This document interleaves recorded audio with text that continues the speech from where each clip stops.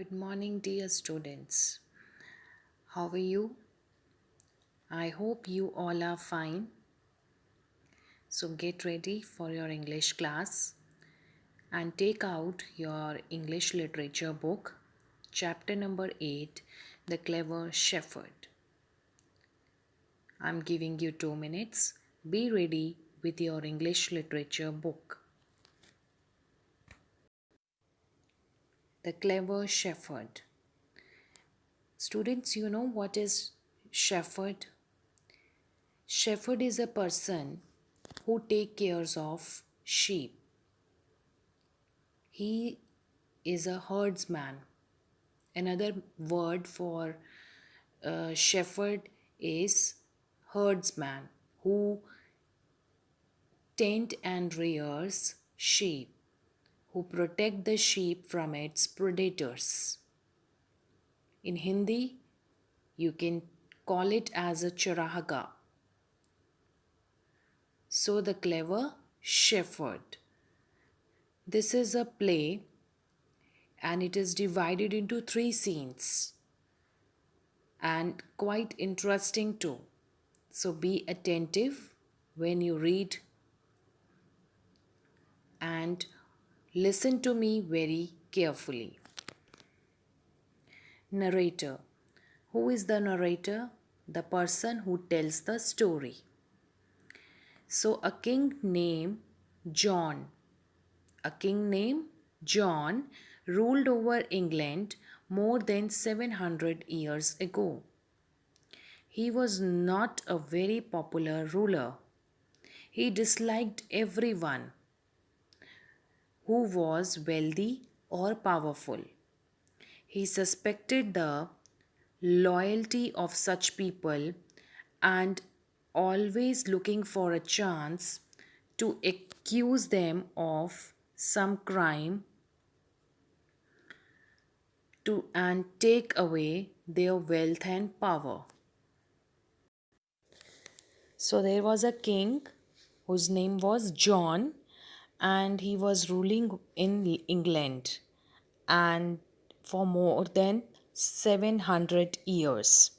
He was not a popular king, and because of that, he was jealous from everyone who was powerful and who was very famous.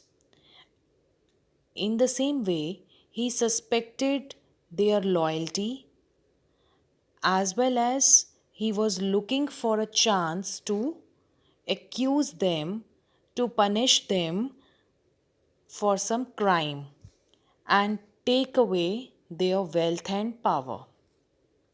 So I hope it is clear. So the king was not popular, and because of that he was jealous of other people who was very wealthy and rich. And he was in a waiting in a he was always waiting for a chance to punish them so as to take back so as to uh, take back their wealth and power. So scene 1, the this is a play which is narrated by the narrator who tells the story, and it is divided into 3 scenes. So let's see what happened in scene 1. Sound of trumpets. You know trumpet is a musical instrument.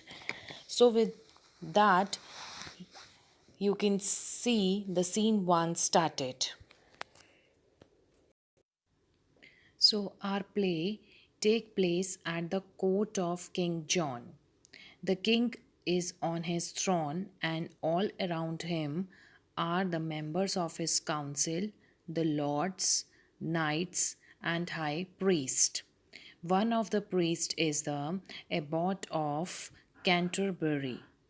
King John is displeased with the abbot because people say he is richer than the king.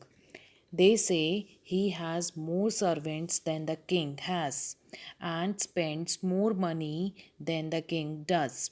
He is very angry indeed with this proud priest.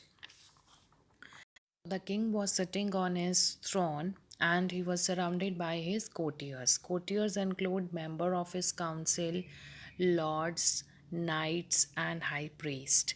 Knight is a person who served his ruler or god as a soldier, and priest is the religious leader who performed rituals of a religion, a person who is trained to perform religious duties. And one of the priests among them was the abbot of Canterbury. Abbot means a man who is the head of the monks. Monks, sadhus and all, those who wear saffron color clothes and do the meditation and all. So, one of the priests was the abbot of Canterbury. He was the head of the Canterbury, head of the monks of Canterbury. So, King John was displeased with the abbot. Displeased means he was annoyed, he was angry, and he was jealous of abbot. Why he was jealous with abbot? Because people say that he is richer than the king, also he has more servants, and plus he spend more money than the king does. So, because these are the three reasons, because of that, the King John displeased the abbot, and he was very angry with this proud priest. Now, let's see the conversation between king and the abbot. Sir Abbot, I hear you keep a better house than I do. Do you think you are greater than the king? No, your majesty, I don't. I am a humble servant of God. King, a humble servant of God indeed. You keep 100 servants. Is that humble? Do you need them all? I need some of them, and rest of them need me. They want work, and I give them work. So, what did the king ask about that? Sir Abbot, I heard that you have a better house than me. So, do you think you are greater than the king? Listening to him, Abbot said, no, sir. I am a humble servant of God. The king said, if you are a humble servant of God, you have you had 100 of servants. Is that humble to keep 100 servants? Abbot said, I need some of them, and rest of them need me because they want work and I had given them the work. Now let's see what King said. That's very kind of you, but where do you find the money to pay them all? Do you collect it from the people of Canterbury? King said, it is very great of you that you had given the work to your people as they need you, as they need work you had given them, right? But how you are paying them, how you are giving them the salary? Are you collecting the money from the people of the Canterbury? Canterbury is the name of the place. He was the head of Canterbury. He was the abbot of Canterbury place. Okay. So he said, you collect the money from the people of Canterbury? Abbot said, no, your majesty, I only spent my own money. King, indeed, you must be very rich, but I don't believe you. When the abbot said, I pay them all from my own money, I do not collect any money from the people of Canterbury. The king said, maybe you are rich, but I don't believe you. You can't be rich, and besides, you ought not to be so rich. You are a priest, and a priest ought to be learned and wise, and ought to be learned and wise, not rich. Are you learned and wise man? Now the king said, maybe you are rich, but I don't believe you, because you are not a rich man, you are a priest. And priest, according to me, they are the learned and wise men. Are you learned and wise men? Abbot said, how can I answer that question, your majesty? Wise man means, according to the king, priest was a very experienced and intelligent man. Okay, and the same he was asking to Abbot, are you intelligent? Listening to that, Abbot said, how can I answer that questions, Your Majesty? So the king said, can't you? Well, okay, I'll give you three questions, and you have to answer all these three questions. Otherwise, if you are not able to answer, your head will be cut off. See, can't you? Well, then, I have got three questions for you. Answer these three questions, or be ready to have your head cut off. Abbot said, to have my head cut off? Your joke frightens me, Your Majesty. Abbot didn't believe the king as he was threatening him to kill the abbot for not answering the questions. And he said, sir, your jokes frighten me. Your jokes are making me afraid of what you are saying. The king said, this is not a joke. Seriously, I, King John, declared to cut your head off if you're not able to answer my questions. So, are you ready? Abbot was confused. Initially he said no, and then he said yes, Your Majesty. King said, first question is, how much am I worth? You have to answer it, that how much I worth. Exactly how much? Not a penny more, not a penny less. There is a laughter at the court. The nobles nod their head and look at the abbot with amusement.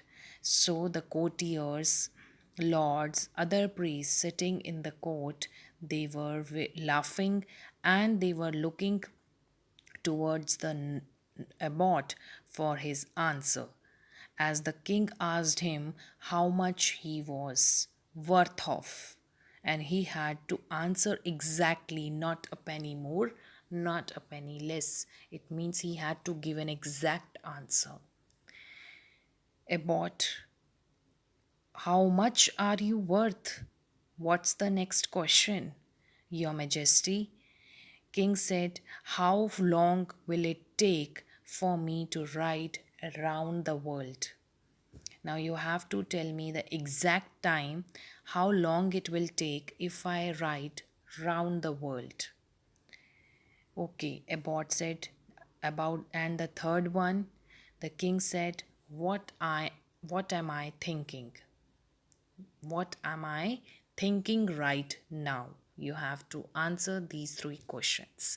So the first question was, how much the king worth of? Second, how long it will take to ride round the world? And third, what the king was thinking. Everyone laughs again. The abbot looked puzzled. He got confused. Abbot said, these are very difficult questions, Your Majesty. I am not able to answer them immediately. I need time to think. The king said, all right, I'll give you 3 weeks. Thank you, Your Majesty. If you cannot find the answers, if you can't answer the questions at the end of 3 weeks, you shall die. The council is dismissed. Now the trumpet sound, the king rises and leaves the chamber. The nobles and others break into groups, all of them discussing the abbot chances in 3 weeks from now. So the abbot took time from the king, as he thought these were the very difficult questions to answer. And the king also gave him 3 weeks time, and after that he said, I'll give you 3 week time, and if you are not able to answer the questions, you shall die. And all the other people sitting in the court, they were and that they were discussing in groups that what will happen after 3 weeks, if the abbot whether the abbot will be able to give the answer or not. After that, scene 2 starts. Narrator, now explain what happened in the second scene. Now, the poor abbot left the court and travelled all over the England. After he left the court, he went all over the England and he went to all the learned men of the land. He went to meet all the learned men of the land and asked them the king's three questions. Now the abbot was so worried that he went all around England and he met the intelligent people whom he think they should give answer of king's questions. But no one was able to give him the answers to any of them. So he returned home to say goodbye to his friends, settle all his affairs, and prepare for death. Very near to his home, he meets one of his shepherds. So he met to the most intelligent people, most experienced people, but nobody was able to answer the questions. And after that, he went back home. He said goodbye to his friends. He set all his affairs, and he was mentally prepared for the death as he didn't find the answers of king's questions. And soon he met whom? Shepherd, one of his shepherd. Welcome home, Lord Abbot. Welcome. What news do you bring from the court of the king? Who said? Shepherd said. Shepherd said to Abbot. Abbot said, very bad news, my friend. In 2 days' time, I must get all my affairs settled and be ready to die. He said, very bad news. In 2 days, I have only a 2 day time and I have to settle all my affairs. Affairs means his work. He has to settle all his work in a proper way because, and after 2 days, because he didn't get the answers of king's question and he was mentally prepared to die and mentally prepared to get punishment from the king. Shepherd said to die, but why? Abbot said, because I can't find answers to king's three questions. Shepherd asked him 3 questions. I can find answers to 300 questions for your lordships. If you let me change my clothes, I promise to change the king's mind. Now the shepherd said, 3 questions, only 3 questions. I find answers to 300 questions for your lordship. Actually, he was the what? He was the student, or he was the uh, uh, student of this abbot. So he said he used to find 300 questions for your lordship, as the abbot means a lot to him. So he said, I found 300 answers of 300 questions for your lordship. If you allow me to let change my clothes, I promise you that I'll change the king's mind. Abbot said, Abbot didn't understood actually. So he said, change your clothes. You don't need my permission for that. Okay, actually he didn't understood. He meant that he was saying that he needs to change his clothes, and for that he said, you don't need my permission for that. You can change your clothes. Shepherd said, but I do on this occasion.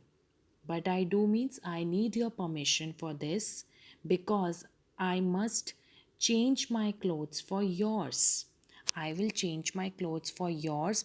That means I will take your place in the court and I am going to answer the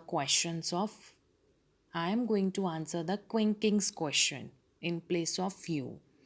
Lend me, allow me your abbot's robe for a few days. Please allow me to wear your clothes for a few days and send me to the king to answer his questions. You know how closely I resemble you. So he said, allow me to wear your clothes and play the role of abbot in front of the king, and I promise I will change the king's mind. I will answer all the questions on behalf of you, but for that I need your permission. So I would like to stop it here and let's see what happened in scene 3 in the next class. Till then, you read scene 1 and scene 2 again and do the reading practice. If you find any difficulty in the pronunciation of any word, you are free to ask in the next class. Thank you.